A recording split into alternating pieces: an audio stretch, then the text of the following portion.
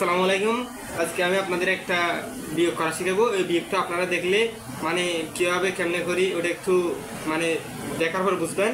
ধরেন আমি লিখলাম 13 বিয়োগ 5, তাহলে 3 থেকে 5 যায়, 5 থেকে 3 যাইতে পারবে না। তাহলে আমরা কি করব? এখন করার কি আছে, আবার লিখলাম এখনো তো পার হচ্ছে না। তাহলে আবার কি করতে পারি? যদি আমরা পার করাইতে না পারি, বিয়োগ যদি করতে না পারি, তাহলে আমরা যোগ করে দিই। 5 আর 3 কত হয়? 8। তাহলে আবার দেখি হয়েছে কিনা। আমাদের মনে করেন 13 টাকা আছে। 1 2 3 4 5 6 7 8 9 10 11 12 13। এখান থেকে 5টা বাদ দিয়ে দিই। 1 2 3 4 5, 5টা বাদ দিয়ে দিচ্ছি। আর কয়টা? 1 2 3 4 5 6 7 8 হয়ে গেছে। টেকনোলজি